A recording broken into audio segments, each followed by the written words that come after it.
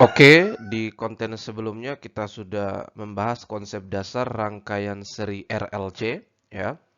Ada resistor, induktor, dan kapasitor yang dirangkai seri dan dihubungkan dengan sumber listrik AC, ya, listrik bolak-balik, arus listrik bolak-balik, atau yang polaritasnya berubah-ubah.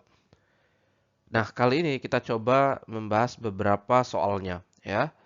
Namun sebelumnya, mohon maaf ya, suara saya kurang stabil soalnya lagi batuk ya. Baik, kita mulai. Nomor pertama ya, arus maksimum dan sifat rangkaian tersebut adalah, oke ini rangkaian listriknya ya. Kalau kita perhatikan di sini opsinya, ini arus maksimum, ini adalah sifat rangkaiannya, apakah lebih kapasitif atau lebih induktif ya. Nah, baik, di sini ada nilai hambatan dari resistor, nilai induktansi diri dari induktor, kemudian nilai kapasitas atau kapasitansi dari kapasitor ini ya, 800 mikrofarad. Kemudian ini sumber tegangan AC-nya ya. Dan kita tahu di sini arus listrik yang mengalir itu sama ya. Jadi arus sumber maupun arus yang mengalir di tiap komponen ini sama karena rangkaian seri kan satu kabel saja ya. Berarti arus yang mengalir itu sama dengan arus sumber ya. Baik, apa yang kita bisa temukan di sini ya? Dari sumber tegangan ini, di sini kan ada 120 volt garis miring 125 radian per detik. Ini 120 volt ini adalah tegangan maksimumnya nih. Ya, tegangan maksimumnya, Vmax-nya atau amplitudonya ya. Sedangkan 125 radian per detik ini dengan mudah kita tahu ini adalah omeganya. Ya, ini adalah omeganya, frekuensi sudutnya ya. 125 radian per detik. Oke. Nah, kita tadi mau mencari arus maksimum ya. Nah, kita tahu arus maksimum itu adalah tegangan maksimum per ya impedansi. Ya, impedansi. Ini kan dari hukum Ohm sebetulnya ya. Jadi arus sama dengan tegangan per hambatan total. Nah, ini kalau kita mau coba melihat arus listrik yang mengalir, total arus maksimal ya atau arus yang keluar dari sumber ya sama dengan tegangan maksimal sumber per ya tegangan maksimal itu kan sama tegangan maksimal sumber itu kan sama dengan tegangan total dari tiga beban ini ya per hambatan totalnya. Nah, hambatan total dari tiga beban ini itu disebut dengan impedansi ya. Kita sudah bahas kan. Jadi ini hukum Ohm sebetulnya IV per tegangan per hambatan ya. Nah, karena ini yang kita bahas, ini kita mau cari yang total ini, maka hambatannya total juga. Nah, sedangkan impedansi itu sendiri kan rumusnya ini ya. Di konten sebelumnya kita sudah jabarkan juga dari mana rumus ini ya. Silahkan dinonton di rangkaian RLC ya. Yaitu R kuadrat sama R kuadrat tambah, ya ini akar kuadrat dari R kuadrat tambah R ini tadi nilai hambatan dari resistor ya. Kemudian ya XL ini ya reaktansi dari induktor, kemudian XC ini reaktansi dari kapasitor ya. Eh, hambatan juga dalam kurung kuadrat ya. Ini kita peroleh rumusnya dari diagram fasor. Silahkan dinonton ya. Nah, berarti kita cari dulu nih XL dan XC-nya ini ya. Untuk XL sendiri atau reaktansi induktif itu rumusnya omega kali L.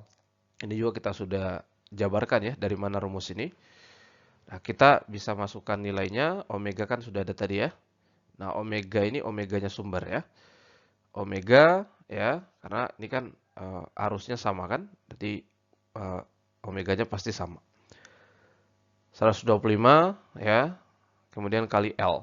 Nah, L ini milihenry. Nah, 35 milihenry ini kita ubah ke Henry, berarti tinggal bagi 1000 kan. Mili itu kan 10 kali 10 pangkat negatif 3 atau bagi 1000 ya. Nah, kalau bagi 1000 kan ini ya, 0,032. Nah, ini kita kali hasilnya adalah 4 ohm ya. Jadi ini satuannya ohm juga ya, karena hambatan juga, tapi ini pada induktor ya. Nah, begitupun impedansi juga ohm juga ya, satuannya. Berikutnya adalah reaktansi dari kapasitif, reaktansi kapasitif ya, untuk kapasitor.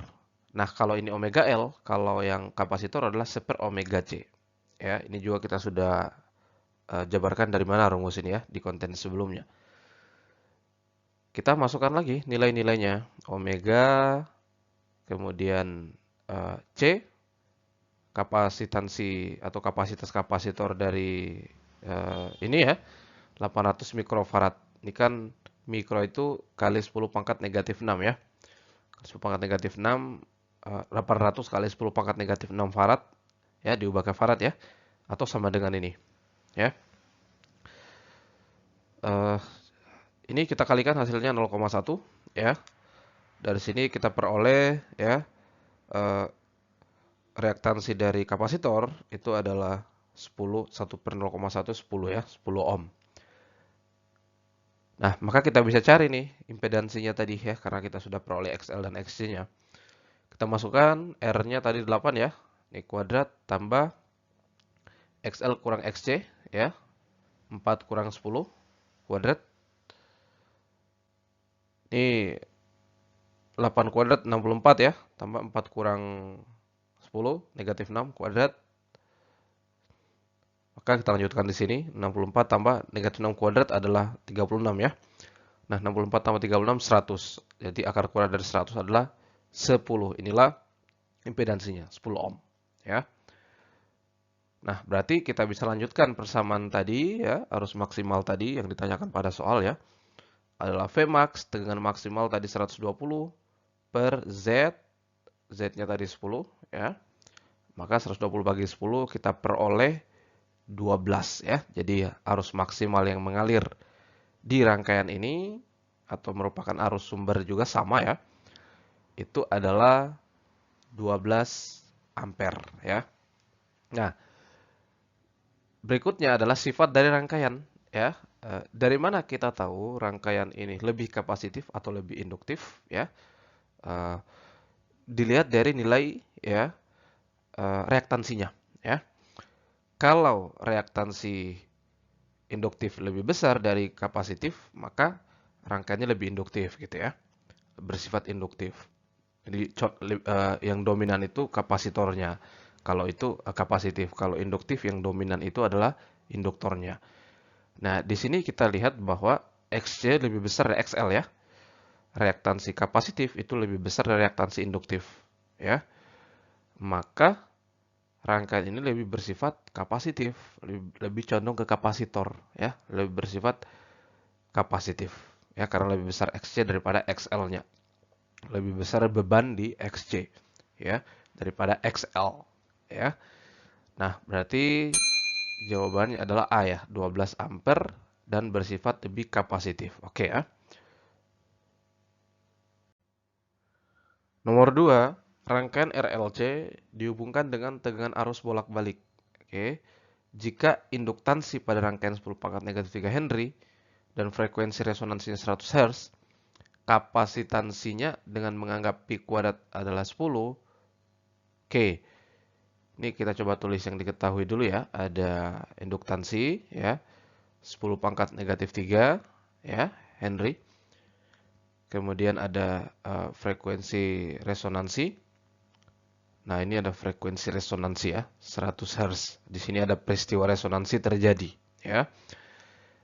Nah, kemudian kita mau mencari kapasitansi dari kapasitor pada rangkaian RLC ini. Pi kuadratnya 10. Nah, gini. Di konten sebelumnya itu kan kita sudah membahas ada peristiwa yang namanya resonansi ya. Resonansi itu terjadi ketika ya, ketika reaktansi induktif sama dengan reaktansi kapasitif ya. Artinya dalam rumus impedansi tadi akhirnya kemudian kita mendapatkan tinggal R saja. Jadi impedansi sama dengan R. Jadi bebannya hanya resistor saja, hambatan resistor. Nah, akhirnya kemudian uh, tegangan dan arus itu sefase, jadi seirama. Makanya di situ disebut resonansi ya.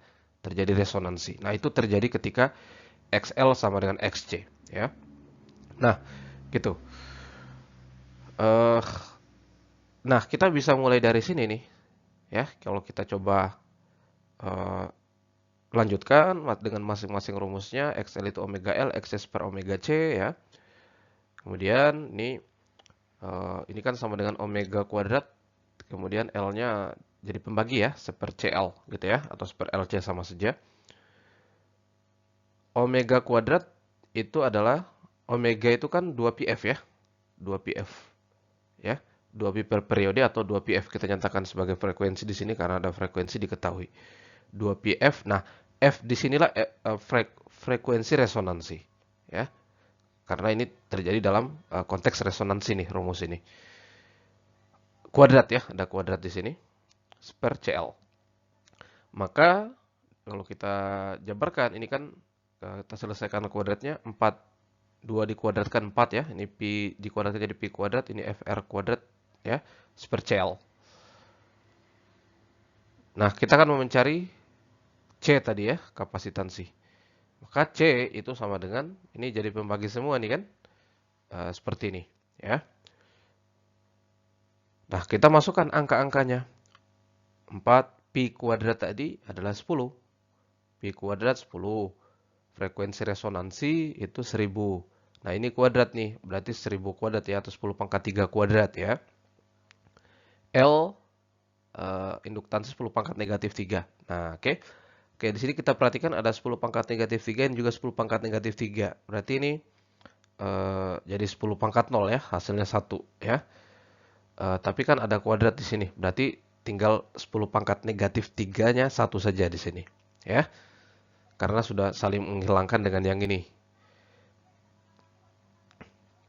Nah, 10 pangkat negatif 3 tadi kan tinggal 1 ya. Terus kali 10 pangkat, 10 pangkat 3 tadi kan tinggal 1 ya. Ini kan 10 pangkat 3-nya 2 nih. Nah, 10 pangkat 3 yang 1 akan menghilangkan dengan ini, berarti tinggal 10 pangkat 3 saja. 10 pangkat 3 kali 10, 10 pangkat 4. Nah, kita jadikan pengali, pangkatnya jadi negatif kan. Seperempat kali 10 pangkat negatif 4.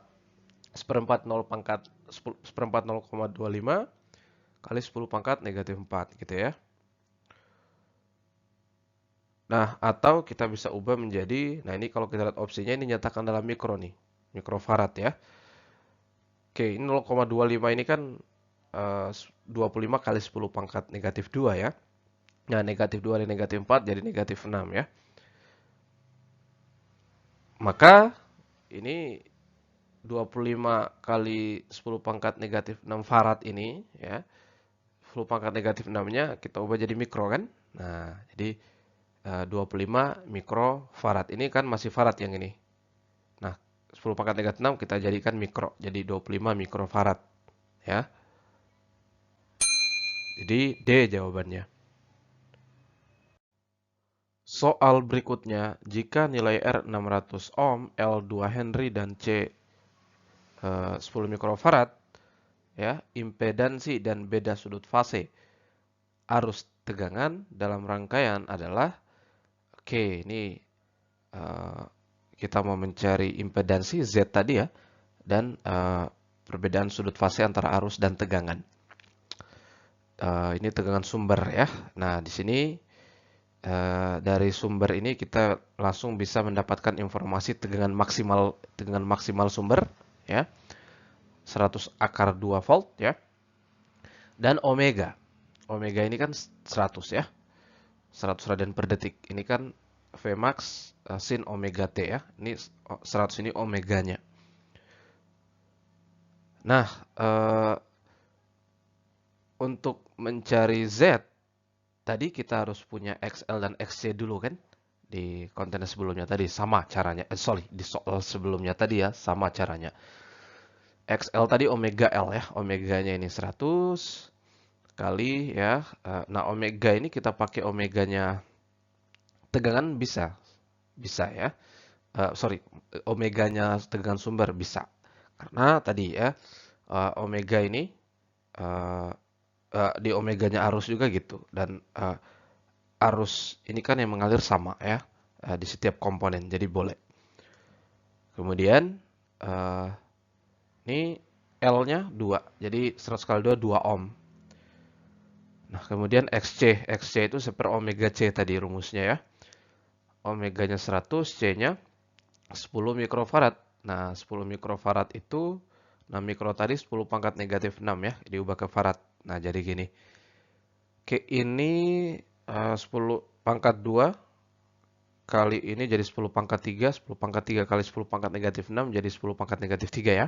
Jadi positif 3 kurang 6 sama dengan negatif 3. 1 per 10 pangkat negatif 3. Atau ini sama saja dengan 10 pangkat 3 ya. 10 pangkat 3 ohm. Nah itu, atau 1000 ya. Maka kita udah bisa cari nih impedansinya. Ya, impedansi itu tadi ini rumusnya ya. Kita masukkan nilai-nilainya. R itu 600, XL 200, XC 1000 ya. 200 kurang 1000. Ini jadi 600 kuadrat tambah ini negatif 800 kuadrat ya. Nah, ini sama dengan tadi nih 68 ya. 600 800 berarti hasilnya pasti Z-nya 1000 ya. Silakan teman-teman buktikan saja nih. Pasti 1000 nih hasilnya ya. 1000 ohm. Nah, ini impedansinya 1000 ohm ya. Ini udah ada nih 1000. Berikutnya kita mau mencari beda sudut fase. Nah, beda sudut fase ini gini. Kita bisa pakai sin. Nah, ini beda sudut fase antara arus dan tegangan. Kita misalkan pi ya. Kita bisa pakai sin, bisa pakai cos, bisa pakai tangen ya. Kalau teman-teman nonton di konten saya sebelumnya dari diagram fasor itu kita bisa mendekatinya seperti vektor ya, atau seperti mendekatinya secara geometris seperti biasa ya.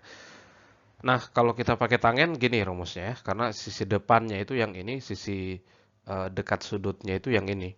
Ini kan depan per dekat sudut ya di diagram fasor. Silakan deh teman-teman nonton di konten sebelumnya.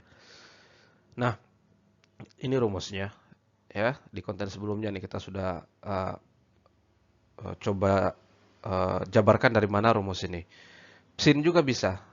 Kalau sin dan cos berarti nanti pakai Z ya sebagai sisi miring ya. Nah, itu kalau pakai sin dan cos. Kalau pakai tangen ya ini. Baik. Kita masukkan XL-nya 200, XC-nya 1000. Jadi negatif 800 per 600 ya. Atau ini adalah negatif 8 per 6 ya, disederhanakan, atau negatif 4 per 3. Nah, tetanya itu, tangen teta negatif 4 per 3, berarti tetanya negatif 43 derajat ya. Tangen negatif 43 derajat itu 4 per 3 ya. Dah, coba kita gambarkan. Ini untuk arus ya. Kemudian, jadi gambarnya gimana? Kalau negatif 53 berarti di bagian bawah ini. Nah, gini. Jadi negatif 43 ini di bagian bawah. Sini ya, 53 derajatnya di sini. Nah, ini negatif ini menunjukkan dia di kuadran ke 4 ini ya. Nah, ini perbedaan sudut fase antara tegangan dan arus ya. Nah, jadi bisa kita katakan arus mendahului tegangan ya sejauh 53 derajat atau tegangan terlambat 53 derajat dari arus gitu ya. Nah, ini merupakan sumbu dari impedansi juga, bisa kita sebut seperti itu, yang garis merah ini. Jadi jawabannya adalah E ya. Soal berikutnya. Oh, ini ternyata soalnya sama dengan sebelumnya ya, kasusnya sama. Tegangannya masih sama, nilai-nilai dari bebannya masih sama ya, ada resistor, induktor, dan kapasitornya sama, tapi yang ditanyakan adalah persamaan arus sumber, ya, arus sumber atau arus yang mengalir di rangkaian ini sama ya, karena rangkaian seri. Oke, kalau gitu kita coba keluarkan apa yang sudah diketahui di soal sebelumnya, karena soalnya sama ya. Tadi ada beda sudut fase antara tegangan dan arus itu 53 derajat ya. Kemudian ada impedansi atau hambatan totalnya 1000 ohm tadi ya. Oke, nah kita tahu arus eh, persamaan arus sebagai fungsi waktu itu adalah, atau ini arus sesaat ya yang berubah-ubah terhadap fungsi waktu, itu adalah arus maksimal, agak mirip sih dengan tegangan ya. Arus maksimal sebagai amplitudo sin omega t ya. Kemudian di sini ada kita tambahkan plus minus pi. Ini adalah perbedaan fase tadi, sudut fase tadi ya. Bisa tambah, bisa kurang. Nanti tergantung bagaimana, apakah duluan atau terlambat ya. Nah, maka kita pakai persamaan ini ya. Dari opsinya kan kelihatan ya. Oke, kalau gitu kita coba cari Imax-nya dulu nih. Arus maksimal, ya tadi rumusnya tadi ya. Tegangan maksimal per impedansi ya. Tegangan maksimalnya ini 100 akar 2 ya. Per tegangan maksimal 100 akar 2. Impedansinya 1000 tadi di soal sebelumnya kita ambil ya. Karena ini soalnya masih sama. Impedansi 1000. Berarti ini 1/10 akar 2 ya. Atau ya 0,1 akar 2. Ini udah ada nih. 0,1 akar 2. Nih, amplitudonya ya, atau Imax-nya. Nah, 0,1 akar 2. Berikutnya adalah tinggal kita melihat omega. Omeganya ini sama ya, 100. Ya, ini ada 100. Nah, tinggal pi plus minus. Apakah kita tambah 53 derajat atau kurang 53 derajat? Nah, di sini kita lihat. Arus kan dahulu kan tegangan terlambat ya. Berarti arus lebih dahulu 53 derajat. Arus mendahului tegangan 53 derajat. Nah, berarti plus ya. Jadi amplitudonya atau Imax-nya sin omeganya kan 100 ya. Tambah 53 derajat karena arus mendahului. Jadi di sini kita pakai tambah ya. Paham ya? Di jawabannya C ya. Soal berikutnya. Ini soal terakhir. Oh, ini kasusnya masih sama, tapi yang ditanyakan tegangan efektif di masing-masing komponen ini ya. Tegangan di resistor, tegangan di induktor, dan tegangan di kapasitor. Tegangan efektif ya. Oke, atau tegangan yang terbaca di alat ukur ya. Nah, kita coba tulis dulu yang kita sudah peroleh dari soal-soal sebelumnya. Ada persamaan arus ya. Di sini ada arus maksimal dan ada beda sudutnya dengan tegangan. Kemudian ada di sini kita tahu Imax-nya tadi 0,1 akar 2 ini ya, ampere. Nah, untuk mendapatkan tegangan efektif, kita harus tahu dulu arus efektif yang mengalir di rangkaian ini. Ya. Arus efektif itu sebagaimana di konten sebelumnya kita sudah tahu rumusnya Imax per akar 2 ya. Nah, Imax-nya itu ini tadi per akar 2. Jadi akar 2-nya saling membagi, coret ya, tinggal 0,1 ampere. Ini arus efektif yang mengalir di rangkaian. Arus yang terbaca di alat ukur atau arus RMS ya, root mean square. Nah, maka kita udah bisa cari nih tegangan efektif masing-masing komponen ini atau tegangan RMS, root mean square-nya atau tegangan terbaca di alat ukur. Nah, arus efektif, tegangan efektif untuk resistor adalah ini lagi-lagi hukum Ohm ya. Tegangan itu arus kali hambatan ya. Nah, untuk resistor karena yang kita mau cari tegangan efektif, maka arusnya harus arus efektif ya. Arus yang mengalir di rangkaian ini sama dengan ini ya.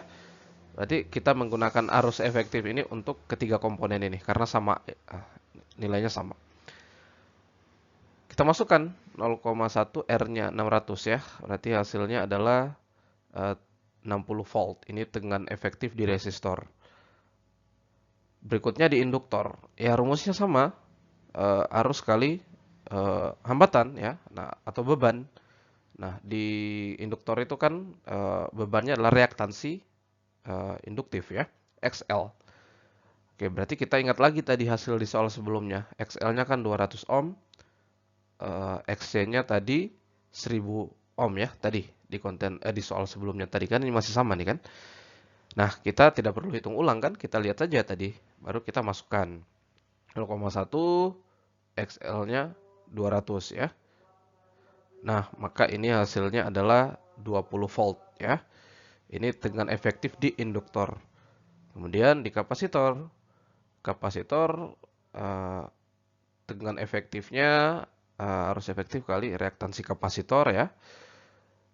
Lagi-lagi ini kita pakai arus efektif yang sama karena arus yang mengalirkan sama ya. Kita pakai arus efektif karena yang ditanyakan tegangan efektif. Tidak bisa kita mau mencari tegangan efektif yang kita pakai arus maksimal misalnya, tidak bisa. Berarti itu nanti kita dapatnya tegangan maksimal, bukan tegangan efektif, ya. Nah, kalau efektif ya pakai efektif semua. Nah, XC-nya 1000 ya. Berarti 0,1 kali 1000 adalah 100 volt ya. Jadi hasilnya 60, 20, 100 berturut-turut ya. Resistor, induktor, kapasitor. Resistor, induktor, kapasitor. Sesuai ya urutannya. 60, 20, 100. 60, 20, 100. Oke?